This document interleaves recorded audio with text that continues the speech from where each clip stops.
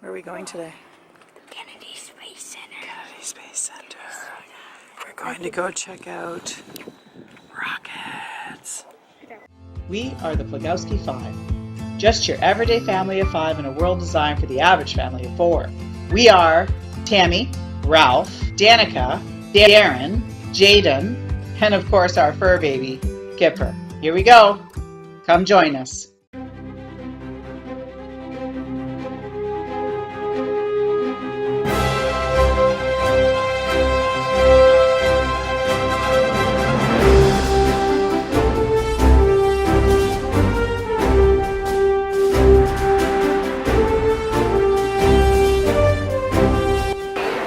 On the bus. We're going on a bus tour. Go check out. We'll have to see what the bus tour is all about. You excited? You should be.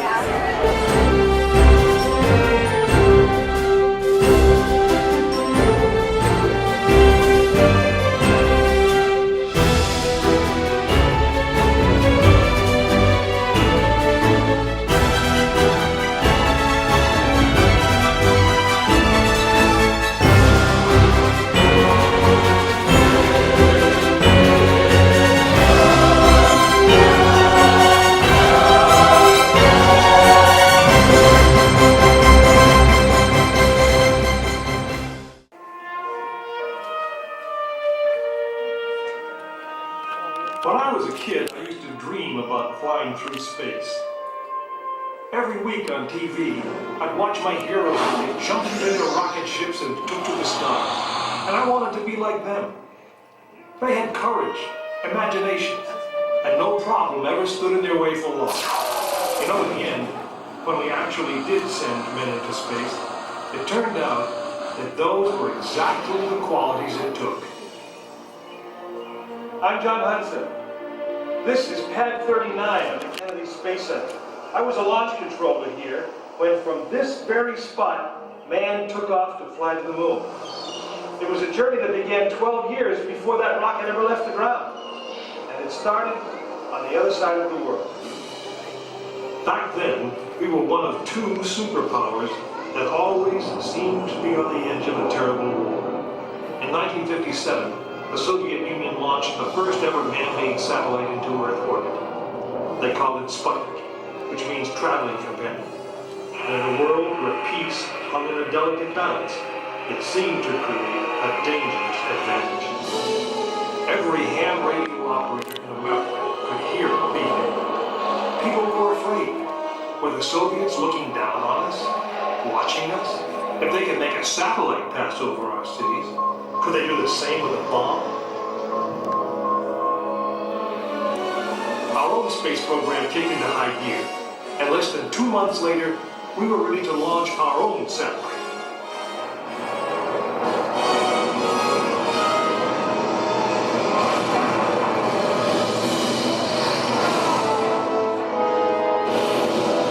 Wow.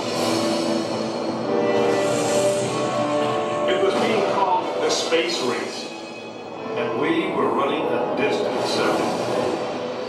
In 1961, we fell even further behind. Soviet cosmonaut Yuri Gagarin became the first man into space, circling the world in just 89 minutes. We had our own astronauts, and they were eager and ready to take the big ride. But our manned space program couldn't seem to get off the ground. We stuck with it, and on May 5th, 1961, things finally started going right. Astronaut Alan Shepard took his ship Freedom 7 6.5 miles into space. America had its first space hero. Just a few days later, our space program received a new challenge. But this one did not come from the Soviet Union. It came from our young president. In one inspiring moment, he changed the mission from one based in fear of the present to one of hope for the future. But why, some say, the moon? Why choose this as our goal? And they may well ask, why climb the highest mountain? Why, 35 years ago, fly the Atlantic? Why does Rice play Texas? We choose to go to the moon. We choose to go to the moon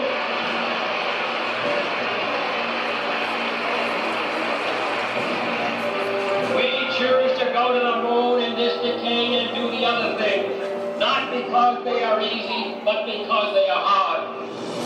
We hadn't been more than 16 minutes into space, and now we were going to the moon. We would have to design a rocket the size of a 36-story office building, put it together with the precision of a microscope, and accelerate it to the speed of a bullet.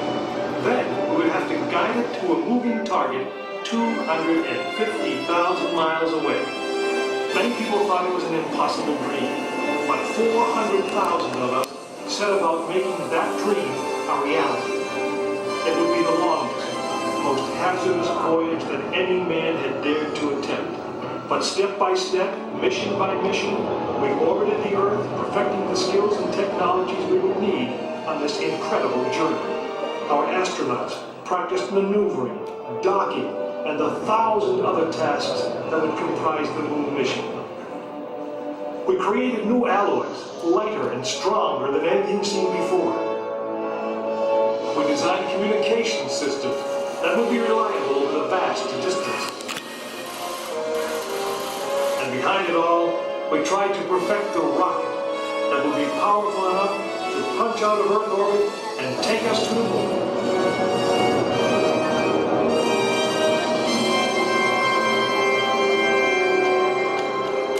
One day, however, the dream of flying to the moon almost slipped away. It was January 27th, 1967. Astronauts Virgil Gus Grissom, Edward White, and Roger Chaffee were on board Apollo 1 for a plugs-out test, a full-scale dress rehearsal for the actual launch. Suddenly it happened. There was a fire in the capsule. 3 men whose lives had been in our hands were lost.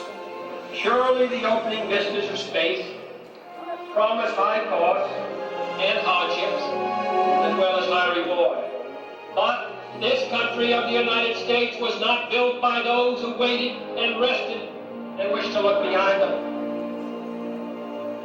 After Apollo 1, some thought we'd failed, and that the moon was out of our reach. But we owed it to those men to learn from their sacrifice and to carry on. We started taking the Apollo vehicle apart, piece by piece. Was the design flawed? Had safety been compromised? Tough questions. And we spent 1.5 years redesigning the spacecraft so that no astronaut's life would ever be at risk because we overlooked something or because we could have done something better. A moon rocket is 91% high explosive, and it goes into the most unforgiving, hazardous environment there is. We could never make it risk-free, and the men who flew them knew that. We didn't send men into space again until Apollo 7 orbited the Earth testing some of the new designs. When everything worked perfectly, the decision was made. The next mission would travel to the moon. It was mankind's destiny to leave the shores of our planet behind and strike out across the vast ocean of space. In the great span of our history, now was the time that we could. Now was the time that we would. We stood on the eve of the longest, most dangerous journey that any man had ever undertaken. And it would be taken by Frank Borman, James Lovell, and William Anders, the crew of Apollo 8. Through those doors, you'll find the firing room, launch control, just as it was on December 21st, 1968. This is the firing room, launch control for the Apollo mission. This is not a mock-up. These are the very consoles we sat at when men first took off to fly to the moon.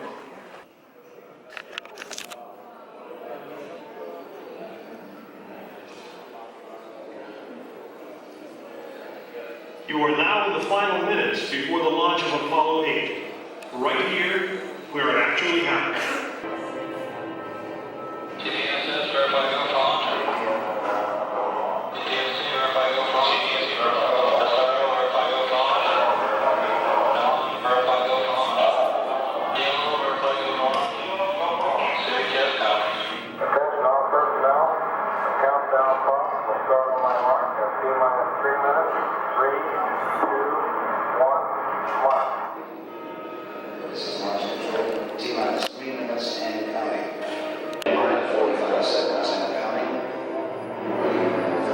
stage of the oxygen tank has been pressurized, and of course it's still building up.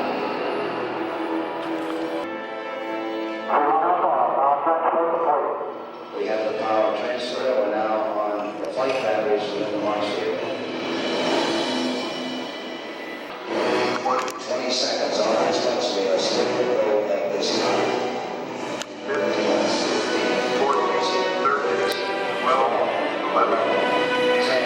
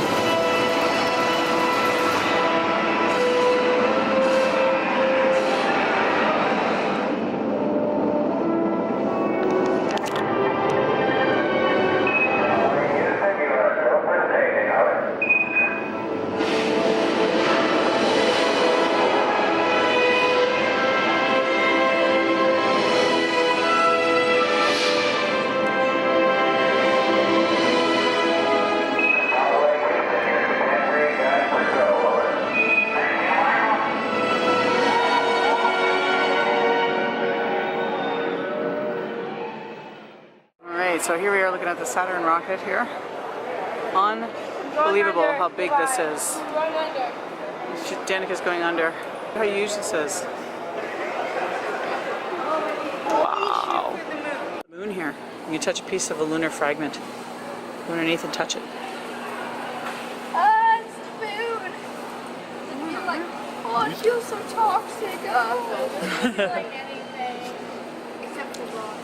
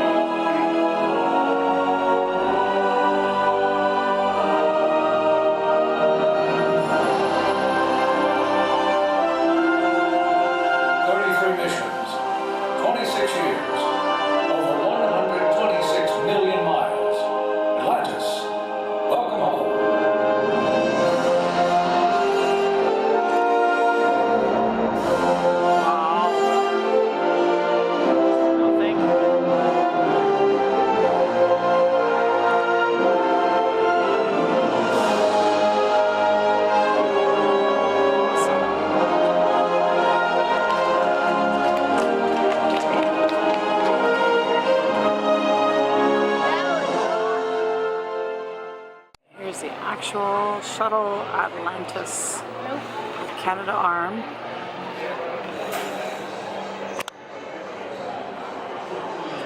And we do a bit of a pan. Wow, this is freaking awesome. It's awesome.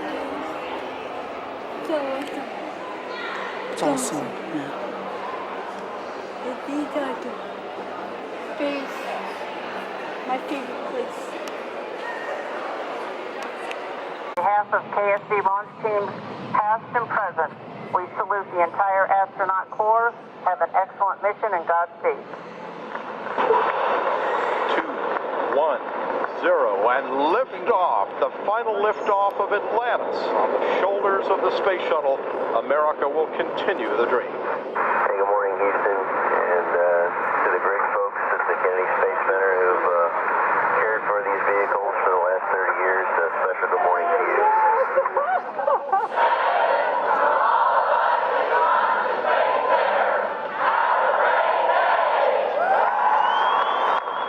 Hello, this is the International Space Station. Well, this is President Obama. Who am I talking to? Hello, Mr. President. You're talking to the Increment 28 crew and the crew of the Space Shuttle Atlantis. I always want to just let everybody know how personally proud I am of you and the amazing feats you guys are accomplishing in space. Atlantis, Houston, everything is looking fantastic. Therefore, you are go for the deorbit burn, and you can maneuver on time.